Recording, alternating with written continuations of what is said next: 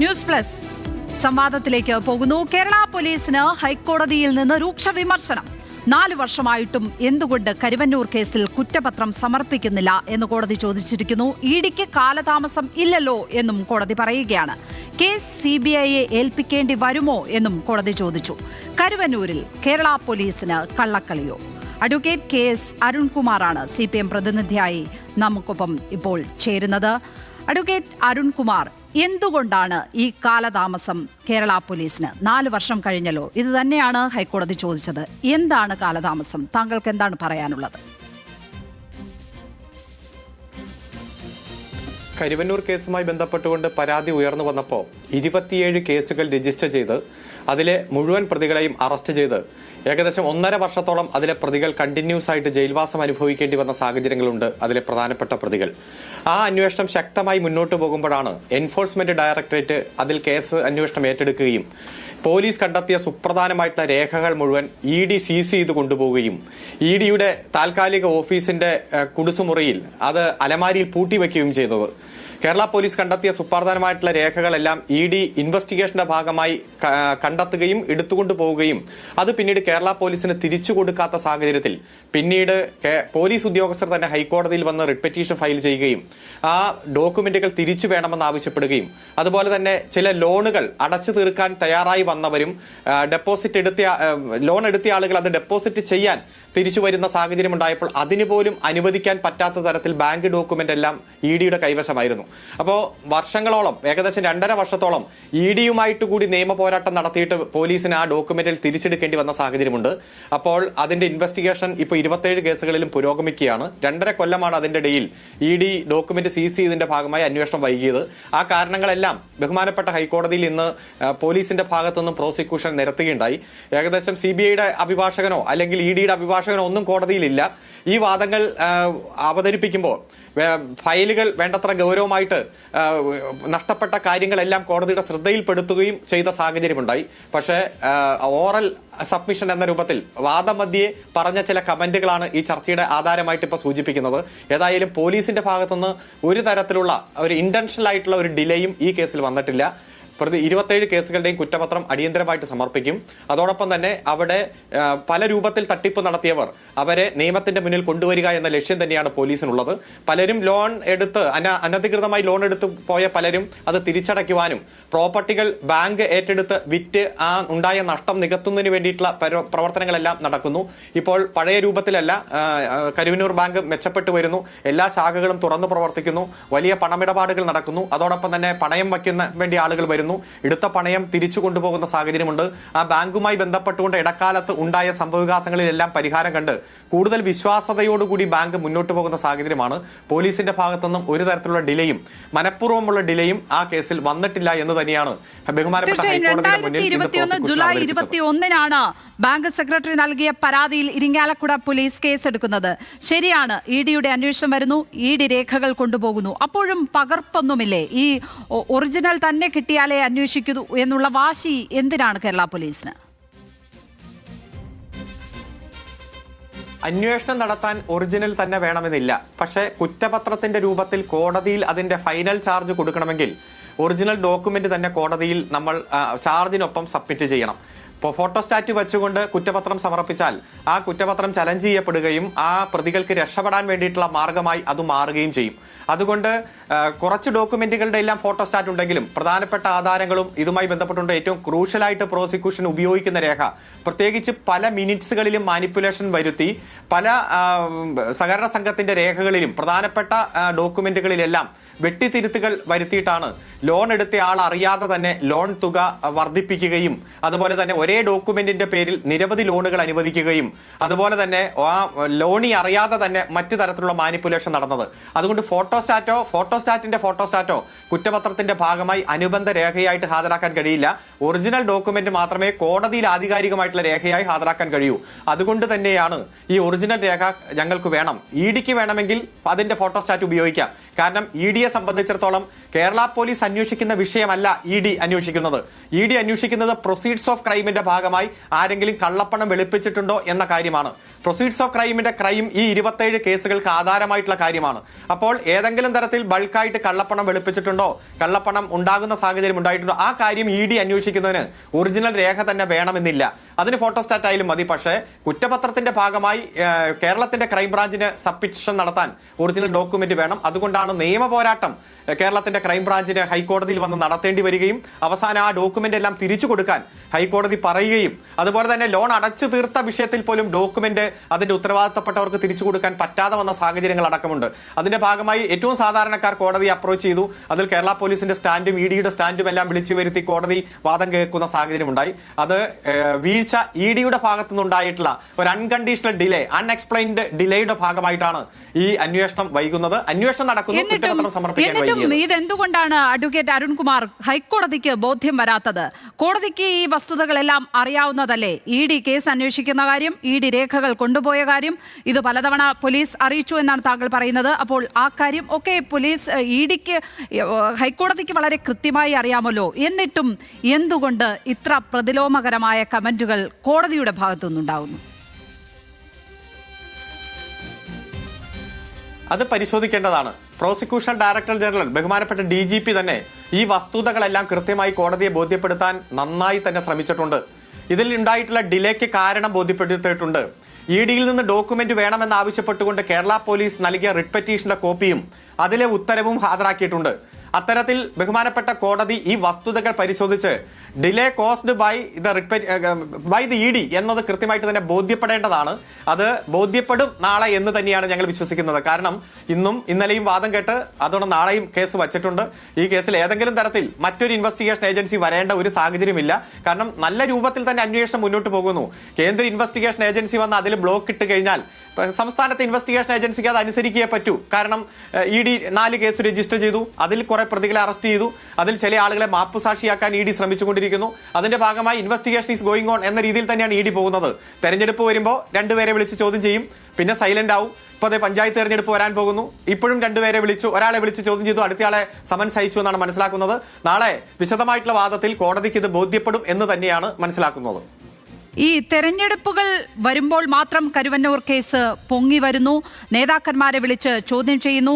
ആ ആക്ഷേപം തന്നെയാണ് പ്രതിപക്ഷവും ഉയർത്തുന്നത്. ഇവിടെ എന്തൊക്കെയോ കൊടുക്കൽ വാങ്ങലുകൾ നടക്കുന്നു എന്ന മട്ടിൽ. അപ്പോൾ അങ്ങനെയുള്ള ആരോപണങ്ങൾക്ക് കൂടി ശക്തി പകരുകയല്ലേ ചെയ്യുക? പോലീസ് ഇത് കൃത്യമായി കുറ്റപത്രം വേഗത്തിൽ സമർപ്പിക്കാതിരിക്കുന്നിടത്തോളം കാലം സ്മാർട്ടായ ഒരു അന്വേഷണം അതല്ലേ കേരള പോലീസിന്റെ ഭാഗത്ത് നിന്ന് പ്രതീക്ഷിക്കുന്നത്? പ്രത്യേകിച്ചും ED മുതിർന്ന നേതാക്കളെയൊക്കെ AC മൊയ്തീനെ പോലെയുള്ള നേതാക്കന്മാരെയൊക്കെ പേര് ചേർക്കും, ഇവരെയൊക്കെ പ്രതി ചേർക്കും എന്നുള്ള വാർത്തകൾ കൂടി വരികയാണ്. വാർത്തകൾ കുറെ നാള് മുമ്പ് വന്നാണല്ലോ. ബഹുമാനപ്പെട്ട ശ്രീ AC മൊയ്തീന്റെ വീട് റെയ്ഡ് ചെയ്തു. അതിനുശേഷം 28 കോടി കണ്ടെത്തി എന്നും പറഞ്ഞ് പത്രമാധ്യമങ്ങൾ വലിയ ബ്രേക്കിംഗ് ന്യൂസ് ആയിട്ട് കൊടുത്തു. പക്ഷെ ആ വീട്ടിൽ നിന്നൊന്നും കണ്ടെത്തിയില്ലെന്നും ബാങ്ക് അക്കൗണ്ടിലുള്ള രേഖ തന്റെ ഭാര്യ സർക്കാർ ജോലിക്കാരി 28 വർഷത്തെ സർവീസിന് ശേഷം റിട്ടയർ ആകുമ്പോൾ ട്രഷറി അക്കൗണ്ടിൽ ഉണ്ടായിട്ടുള്ള പണവും തന്റെ മകൾക്ക് ചിട്ടി കിട്ടി അക്കൗണ്ടിലിട്ട ഒരു പണവുമാണെന്നാൽ കൃത്യമായിട്ടുള്ള രേഖ ഹാജരാക്കിയപ്പോൾ 28 കോടിയും പോയി, 1 കോടിയും പോയി, 50 ലക്ഷവും പോയി. യഥാർത്ഥ വസ്തുത എന്തെന്ന് നമുക്ക് മനസ്സിലായി. അതുപോലെ തന്നെ ഒരു അരവിന്ദാക്ഷൻ എന്ന് പറയുന്ന ഒരു CPMന്റെ ലോക്കൽ നേതാവിനെ, ഒരു കൗൺസിലറെ അറസ്റ്റ് ചെയ്തു. അരവിന്ദാക്ഷിന്റെ അമ്മ ചന്ദ്രമതിയുടെ പേരിൽ 65 ലക്ഷം രൂപ നിക്ഷേപം വന്നിരിക്കുന്നു എന്ന് പറഞ്ഞ് ED തന്നെയാണ് പത്രക്കുറിപ്പ് കൊടുത്തത്. സെലക്ടീവ് ലീക്കേജിലൂടെ പത്രങ്ങളിൽ ലീഡിംഗ് വാർത്തയായിട്ട് വന്നു. അപ്പോൾ തന്നെ പറഞ്ഞു ഈ ചന്ദ്രമതി എന്ന് പറയുന്ന അക്കൗണ്ടിൽ പണമുള്ള ആ അമ്മ ഈ അരവിന്ദാക്ഷന്റെ അമ്മയല്ല, അതും മറ്റൊരു ശ്രീജിത്ത് എന്ന് പറഞ്ഞ വ്യക്തിയുടെ അമ്മയാണ്. ആ അമ്മ ഏതോ ഭൂമി വിറ്റപ്പോൾ ഇട്ട പണമാണ്.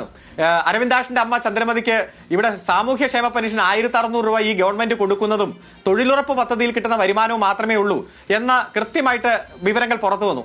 അന്നേരം ED ശാഠ്യം പിടിച്ച് തങ്ങളുടെ വാദത്തിൽ ഉറച്ചു നിന്നു. അവസാനം കോടതി പരിശോധിച്ചിട്ട് ഈ ചന്ദ്രമതി വേറെ ചന്ദ്രമതിയാണെന്നും വേറെ ആധാർ കാർഡും അതുപോലെ തിരിച്ചറിയൽ കാർഡുമുള്ള മറ്റൊരു അമ്മയാണെന്ന് ബോധ്യപ്പെട്ടപ്പോൾ ഈ രാജ്യത്തെ ഏറ്റവും വലിയ ഇൻവെസ്റ്റിഗേഷൻ ഏജൻസി തന്നെ തല കുനിച്ച് പോയത് നമ്മൾ കണ്ടതാണ്. അതിനുശേഷം CPM-ന്റെ തൃശൂർ ജില്ലാ സെക്രട്ടറി ചോദ്യം ചെയ്തു. ഇപ്പോൾ കെ രാധാകൃഷ്ണൻ MP ചോദ്യം ചെയ്യുന്നു. ചോദ്യം ചെയ്യൽ എത്ര വേണമെങ്കിലും ആകാലോ, എത്ര വേണമെങ്കിലും നീട്ടിക്കൊണ്ടുപോകാം. എന്തുകൊണ്ടാണ് ED അന്വേഷിക്കുന്ന ഈ കേസുകൾ കുറ്റപത്രം സമർപ്പിക്കാത്തത്? ED അന്വേഷണം ക്ലോസ് ചെയ്യാത്തത്? എന്ത് തെളിവാണ് ED ഇതിൽ ഏതെങ്കിലും രാഷ്ട്രീയ നേതാക്കന്മാർക്കെതിരെ കണ്ടെത്തിയത്? ആ ചോദ്യവും ഇവിടെ ഉയർന്നു കേൾക്കേണ്ടത് തന്നെയല്ലേ?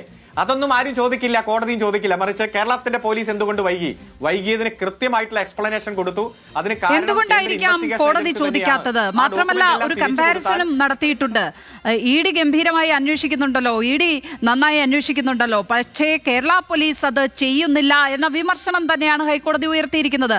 അപ്പോൾ കോടതിക്കും താല്പര്യമുണ്ടോ ഇതിൽ?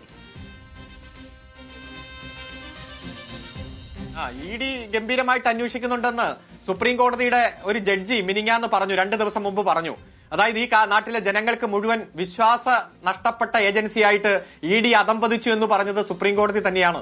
193 കേസുകൾ രാഷ്ട്രീയ നേതാക്കന്മാർക്കെതിരെ രജിസ്റ്റർ ചെയ്തതിൽ 2 പേരെ മാത്രം ശിക്ഷിക്കാൻ കഴിഞ്ഞുള്ളൂ എന്ന് ആഭ്യന്തരമന്ത്രി തന്നെയാണ് ഇന്ത്യയുടെ പാർലമെന്റിൽ കഴിഞ്ഞ ആഴ്ച ചോദ്യത്തിന് മറുപടിയായിട്ട് പറഞ്ഞത്.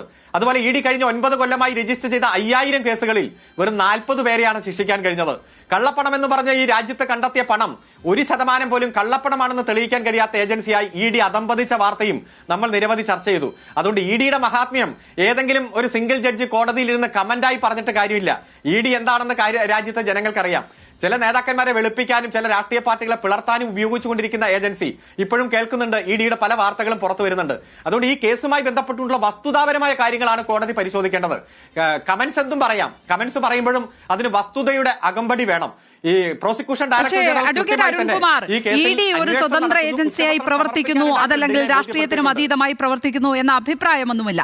പക്ഷേ പതിറ്റാണ്ടുകളായി CPM ഭരിച്ച ബാങ്കാണ്. അവിടെ ഭരണസമിതിയെ പിരിച്ചുവിടേണ്ട സ്ഥിതി വന്നിട്ടുണ്ട്. ഇതൊക്കെ നമുക്ക് മുന്നിലുണ്ട്. ആരാണ് ഇവിടേക്ക് EDയെ ക്ഷണിച്ചു വരുത്തിയത് എന്നുള്ളതാണ് കരുവന്നൂർ നോക്കുമ്പോൾ വളരെ പ്രധാനപ്പെട്ട ചോദ്യം. ഇവിടെ നിരവധി ബാങ്കുകൾ, സഹകരണ പ്രസ്ഥാനങ്ങൾ ഈ കേരളത്തിൽ 16,400ഓളം ഉണ്ട്. ഒരു 10-30 ബാങ്കിൽ അടുത്ത കാലത്ത് ഇത്തരത്തിൽ സാമ്പത്തികമായിട്ടുള്ള ക്രമക്കേടുകൾ വന്നതായി ബോധ്യപ്പെട്ടിട്ടുണ്ട്. കാസർഗോഡ് BJP ഭരിക്കുന്ന നിരവധി ശാഖകളുള്ള മുഗു ബാങ്ക് മുതൽ എറണാകുളം ജില്ലയിലെ പറവൂർ അർബൻ ബാങ്കും അങ്കമാലി അർബൻ ബാങ്ക് അടക്കം നിരവധി ബാങ്കുകളിൽ, അതുപോലെ തന്നെ പുൽപ്പള്ളിയിൽ വയനാട്ടിൽ അവിടെ കോൺഗ്രസിന്റെ നേതാവ് ആത്മഹത്യ ചെയ്യുന്ന സാഹചര്യം എല്ലാം ഉണ്ടായി. അങ്ങനെ നിരവധി സാഹചര്യങ്ങളുണ്ട്. അത്തരം സാഹചര്യങ്ങൾ ഒന്നും അനുവദിക്കാൻ പാടില്ല. സഹകരണ പ്രസ്ഥാനങ്ങൾ എന്ന് പറയുന്നത് ജനങ്ങളുടെ ഏറ്റവും സാധാരണക്കാർക്ക് ഏറ്റവും ആശ്വാസകരമായി പ്രവർത്തിക്കേണ്ടതാണ്. അത് എവിടെ അഴിമതി നടത്തിയാലും രാഷ്ട്രീയം നോക്കാതെ തന്നെ നടപടിയെടുക്കണം എന്ന അഭിപ്രായം തന്നെയാണ് CPM-നുള്ളത്.